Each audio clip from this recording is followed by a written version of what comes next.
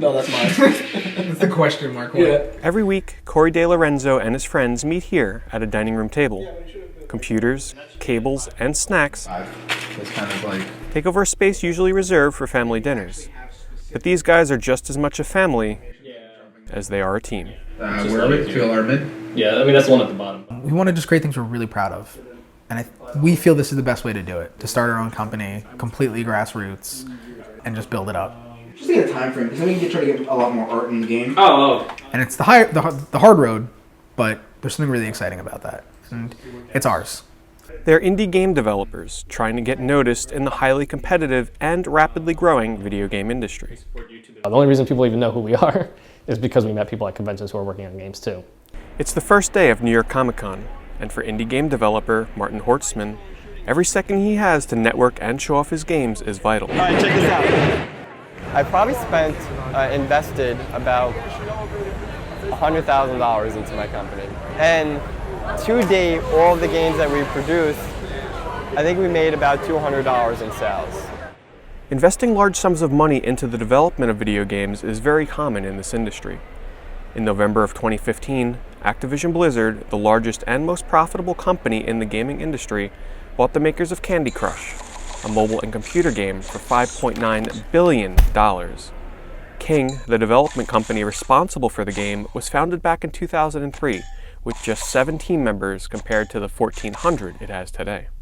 Dream scenarios like this inspire today's indie developers, but it is certainly not the norm. Ethan Pugh, assistant professor of marketing at Stony Brook University, explains how today's generation is trending more towards working from home in risky entrepreneurial ventures in lieu of traditional workspaces.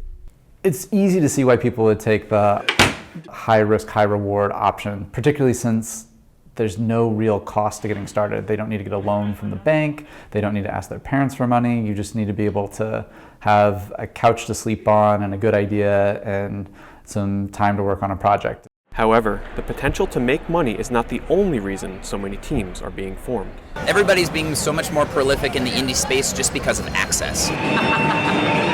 Will Lewis is founder of a group dedicated to helping indie developers network and break into the game industry in Portland, Oregon. And at the Portland Retro Gaming Expo, he helps explain why so many people are getting into game development today. There's so many different tools that you can use to make music or art or learn programming. All those programs are just making it so much more accessible for developers, so that's why everybody's doing it. As the barrier to entry gets lowered, the number of games being made as well as the number of indie teams responsible for creating the games are dramatically increasing.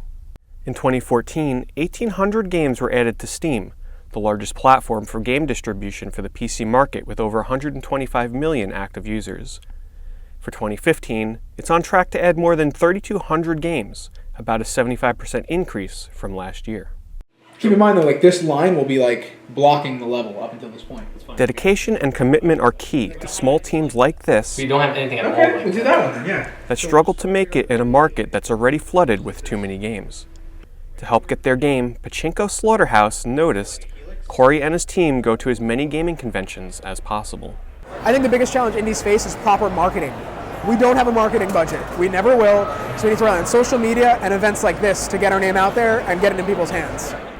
How time and money are spent also impact the success or failure of an indie game developer. We all have day jobs, and we are working on the studio, pretty much every spare moment we get. I don't think that's a culprit. I think it may be adding milliseconds. For Martin, supporting his family means working his normal day job from home in Westchester, New York, as a software contractor. Hello! In the evening, he gets to come downstairs to spend time with his 2 daughters and his wife. Oh no! By day, they're typical loving parents, dealing with the struggles of dinner time. Yes. Okay. I know we're getting To story time. Had to do something about that alligator. There he goes. Oh, you want your blanket? And eventually things quiet down and the kids go to sleep. By night, all the rooms in the home are dark but one. And it's here that Martin and Alysha, who acts as the art director in their husband and wife team duo, Check this out. begin their work late into the night. Drops mine bombs, and there's a rotating weapon. as indie game developers. This is why you program, and I do the art. Sometimes as late as 3 or 4 in the morning. It's something that you've put so much of your heart and soul into, and you've invested so much, time-wise, energy-wise, your dreams are really built into it. They've been planning what they hope will finally be their studio's breakthrough software application that allows them to build games for their customers without the customer having to have any knowledge of game programming or development. It's been 4 years in the making, and it's also their final attempt to make something they can profit from. If it doesn't pick up, if people aren't interested, you look for some sort of recognition that what you're doing is worthwhile, and recognition that you're not the only one believes in it, you're not the only one that thinks this could be good. And getting the attention of the public is sometimes frustrating. We kind of said it was like zombie walking, because you see people just walking by like this, just dazed and confused, and you're like, stop and play a game. They're like, no. Maybe we can make you a fan. And I'm like, where are you going? So why bother going to Comic-Con? The only reason is to try, as hard as it can be, to get the word out about their games and their new last resort application, known as Algo Crunch Game Services. However, they were dealt a devastating blow this year when the tablet they were using to collect hundreds of emails over the course of 4 days of interested onlookers was stolen on the last day of the show. To have lost that, it hurts. It's a big hit because it cost us a lot of money to get all those emails, a lot of time and a lot of effort to get all that to get there. So I'm going to create a new level option.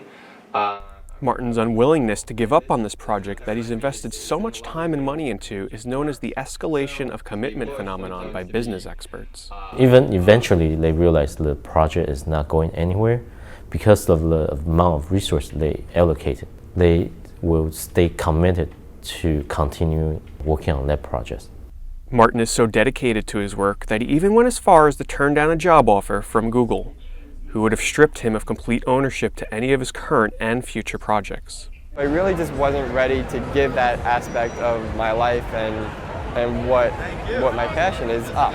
For now, Martin and Alysha will continue to push on in hopes that this final attempt to make it big in the industry pays off. She's more like a boss. Like there's only one of her, not like 1,000. We kind of hit a point where we're like, I don't know where we're going, but we can help each other through it. We can be supportive of each other and really just be there for one another when the going gets tough. Yeah, I'm still trying to gauge if it's enough of an indication. We're going to keep doing this until we make it. That's it. And I think it's just because this is what I really want to do, because I'm happy doing it. And I think that's how you need to gauge. If you're happy, you should keep doing it, keep trying. But if you find yourself becoming unhappy, then it's perfectly okay to look somewhere else. You know, it's not a failure, it just maybe wasn't your thing. Because the pigs always get stuck there. Yeah. But make sure you're doing something that makes you happy.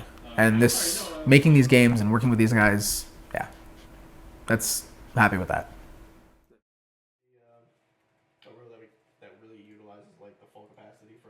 None of them should, because